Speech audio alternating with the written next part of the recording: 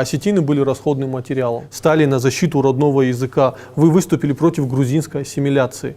Да, за это вас сажают. В рамках советского государства тоже пытались полностью ассимилировать осетин, перевести их на грузинский язык, разделить. Получается, большевики поддерживали грузинский национализм.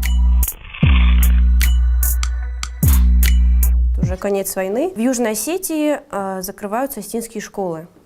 Как это понять? Все обучение переводится на грузинский и русский языки. То есть все дети, которые как раз были в последних классах школы, они фактически оказались в очень сложной ситуации, потому что они не могли закончить школу, не могли получить аттестат. И вот многие мне писали на Фейсбуке, рассказывали, что вот моя бабушка, там, допустим, 28-го года рождения, одного нашего общего друга бабушка, тоже 28-го года рождения, не смогла получить аттестат, потому что не владела грузинским. И никаких поблажек в школе для детей не было. То есть все директивы сверху, они исполнялись очень жестко. Позже, по-моему, в 1949 году на грузинский язык перевели все делопроизводство в Осетии. Всю периодику, литературу. Я в интернете даже искала специальные эти издания, посмотрела «Фидиуак», журнал грузинской графикой написанный. То есть это как бы осетинский язык, написанный грузинским алфавитом. Эти издания до сих пор сохранились. Вот «Фидиуак» за 50-й год, «Нарт Качта» тех времен. И дед, помню, писал о том, что на севере не могли прочитать ни слова из того, что было написано на юге.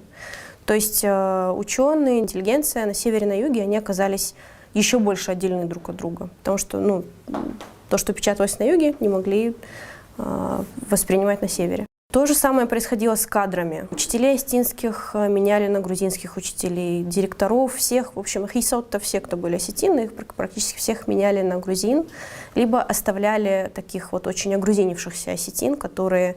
Ослопило. Я не люблю это слово. Да, наверное, да. Суть была в том, что вот эти осетины, как правило, оказывались самыми исполнительными, самыми жестокими. Сами же вколачивали гвозди в крышку гроба языка, в крышку гроба нации. Народу это не нравилось, но, естественно, все очень боялись о чем-то заговорить. Интеллигенция молчала. А те, кто не молчал, те очень быстро пропадали. Вот, например, я тебе рассказывала до этого, помнишь, твой однофамилец Пухаев, он, по-моему, в нарком... Короче, он работал в просвещении тогда, и он что-то сказал по поводу языка, в защиту выступил, и больше его никто не видел. Ну, это из книги Ванеева что-то мне Это пришло. из книги Ванеева, да. Я сейчас пытаюсь найти, идентифицировать, кто конкретно это был из Пухаевых. Открыто никто не выступал, и людям это не нравилось, но все это оставалось в разговорах там на кухне, где-то в университетских столовых. И то люди очень боялись, потому что постоянно друг на друга доносили. И в 1949 году появилась, как гром среди ясного неба, надо понимать, что это вызвало эффект разорвавшейся бомбы. В городе появились листовки. Листовки были написаны от руки. Из «Комсомольской правды» вырезали слово «правда», наклеили в заголовок, все остальное писали от руки. Были приведены издержки из работ Сталина и Ленина, в том числе «Марксизм и национальный вопрос», там, где у Сталина говорится, что каждая нация имеет право учиться на своем языке. То есть листовки фактически не носили какого-то антисоветского характера, просто там говорилось о том, что каждая нация вправе сохранять родной язык, учиться на нем, и в листовках призывалось к возвращению осетинского языка в школы. За распространением этих листовок стояли 5 молодых людей, самому старшему из которых на тот момент был, по-моему, 21 или 19, 19-21 год.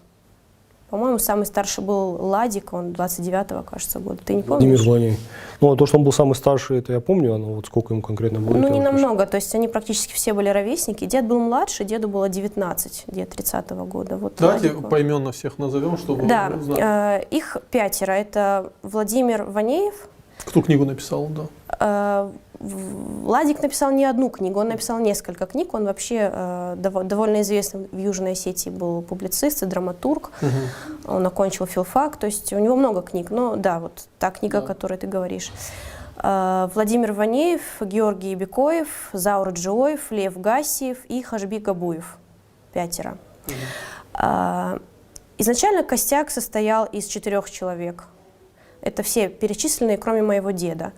Откуда они взялись? Это были участники литературного кружка. В Цхинвале был тогда Союз писателей, был журнал «Фидиог», редакция, но существовали и более такие какие-то неформальные объединения, какие-то творческие кружки. Вот одним из кружков был кружок, в котором состояли эти 4. Они почти все писали стихи, по-моему, только Лева не писал.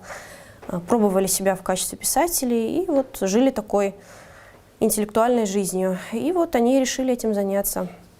Штаб-квартира у них, так сказать, была в квартире Хашби Габуева. Там они занимались тем, что по ночам писали эти листовки, варили клей, и по ночам же ходили по городу и расклеивали их. Можно сразу вопрос, ну, чтобы зрители поняли трагичность картины. Какие сроки они потом получили? Больше всего получил Ладик Ванеев, ему дали 25 лет. 3 дали по 10 лет, и меньше всего дали моему деду 8 лет. Хашби отсидел очень долго, да. 4. Ему докинули потом уже. Ему докинули, да. В общем, 4 были освобождены и реабилитированы. Через сколько они были? После смерти Сталина? В год смерти Сталина, да, потихоньку их всех выпустили. И самым несчастливчиком оказался Хашби Габуев, которого тоже должны были выпустить, но незадолго до его освобождения там что-то произошло в лагере. Ты знаешь, что-то? Просто я не помню. Ну, провиниться в лагере было очень нетрудно. Да, что-то произошло, ему да, докинули. И ему докинули еще 15, и он отсидел еще 10.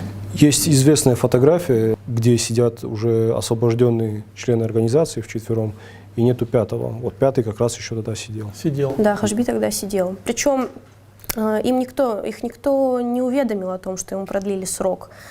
То есть вот мать и сестра ждали... То есть он 15 лет отсидел, получается, 13 в общей сложности 13 лет он отсидел, и мать и сестра ждали его освобождения, потому что все уже приехали, все вернулись там, Ладик, Лева, дед, Заур.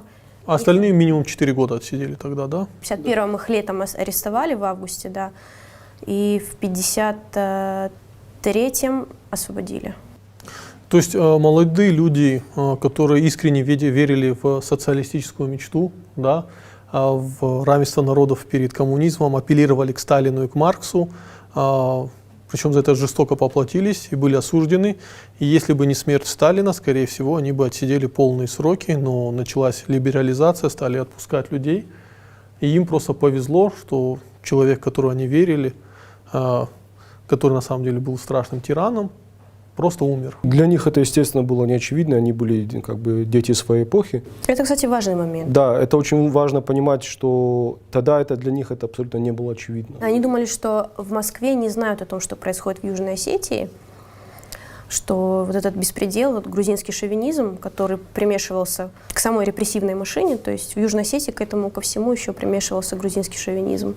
И они думали, что в Москве об этом ничего не знают. И как только узнают, то сразу пришлют комиссию, все совсем разберутся, язык вернут и так далее, естественно. А в Москве сидел главный грузинский шовинист и строил свою маленькую грузинскую империю. Это не мои слова, а слова Руслана Абзарова. Сталин строил 2 империи, большую и маленькую. Первый Сахаров сказал именно в этой формулировке «малая империя». Ну да. Вот. Ну, а осетины были расходным материалом. Да, действительно так. На самом деле, если, насколько я знаю, 3 из них написали воспоминания по этой теме. В крайнем случае, я читал только 3 книги. Это книгу Хашби Габуева, книгу Ванеева «Воспоминаний». Еще и дедовскую. Ну и да, и Георгия книжку. И я их просто читал давно, и какие-то факты, они у меня перепутались в голове, я уже не помню, что из какой книги. Ну, они дублируют друг друга часто. Да. Но на самом деле есть подборка материалов, связанных с Рожденадом. Она есть в электронной энциклопедии Бажевсек, насколько я знаю, недавно файл обновили, да? То есть В Дарьяле тоже есть статья Рожденат. В Дарьяле не статья, в Дарьяле были опубликованы Часть эпизоды дедовских Да. мемуаров. Да, он их назвал «Мои гастроли в сталинских лагерях». Дед был актером, он закончил МХАТ в поколении Высоцкого, Табакова, дружил с ними. И он был до конца жизни проработал в театре. это очень хороший, это очень сильный текст. Периодически из него какие-то отрывки я публикую. На самом деле, действительно, вот эти люди, что когда вот ты читаешь их работы, мне очень нравится то, что они преодолевают тот культурный, идеологический, эту атмосферу, которая вокруг них, вот эта тяжелая, тягучая советская атмосфера, тоталитарная, они ее преодолевают, они при этом не озлобились, но они ее преодолевают, и вот этот процесс их преодоления, они как-то более или менее детально это описывают. И на самом деле, когда ты читаешь их работы, виден вот этот раскол, да, раскол внутри осетинской интеллигенции, вот этой советской, новой на тот момент, интеллигенции, и которая якобы пыталась продолжать традиции старой, но на самом деле таковой не была. Вот недавно в канале «Иллинойс» там была подборка цитат Губадидзе Гурова, да? Об астинских писателях, поэтах. Да, то есть это же разрыв на самом деле. Это же был в какой-то момент был разрыв. Я поясню для зрителей, там подборка прекрасная. Это советская энциклопедия 1934 года, где о каждом астинском писателе, Костах Ятагуров, Гадят Исека, Блашка Гуджабеков, о каждом из них говорится, что это националисты, монархисты и прочие. И для советского времени эти оценки, это значило полный, крест. Конечно, потом это все было преодолено, но разрыв произошел, и потом это пришлось сшивать. И то, что сшитое получилось, на самом деле окончательного примирения не произошло. Это очень по текстам видно, потому что они абсолютно не скрываясь, да, они называют по имени, по именам всех тех, кто тогда, на тот момент, там, или смолодушничал, или искренне абсолютно заблуждался. Там нету злобы, но они абсолютно открыто называют имена.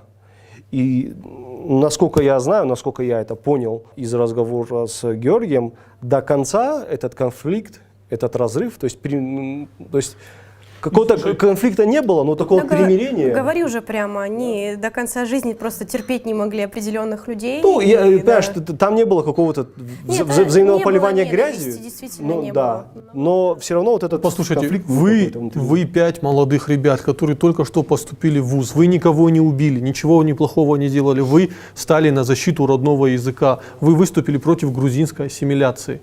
Да, за это вас сажают, причем вам дают сроки 8 лет, 15 лет, слава богу, так получилось, что они вышли раньше. И получается, ни один интеллигент, ни один писатель, ни один человек просто не заступился, ни словом не сказал. Заступщики, но очень мало. Мало, да. Это было опасно, это же нужно буквально на понимать. пальцах Это же посчитать, опасно да. было. Это было опасно. Да, это было потому что, опять же, у всех свои семьи, то есть ты мог за ними поехать. То есть, с одной стороны, действительно... вот один Пухаев, как мы понимаем, отъехал туда, да. Сажали за слово, сажали за слухи. Никто не разбирался, никто ничего не проверял. Вот, можно я такой итог подведу? Вот мы говорим постоянно 2008 год, а получается план «Чистое поле» готовили сразу после Второй мировой войны, когда значительная часть астин воевала на фронте, в тылу. Их детей заставляли переходить на грузинский язык. Чистое поле в 20-е годы начался. Да, чистое поле в 20-е годы, но уже в рамках советского государства тоже пытались полностью ассимилировать астин, перевести их на грузинский язык, разделить астин, чтобы, это же реально языковой барьер, когда житель Северной Осетии не может прочитать, что там пишут на юге, потому что это выходит на грузинском. Это кроме как целенаправленная попытка уничтожения народа, по-другому нельзя назвать. Пытались оторвать друг от друга и во многом преуспели.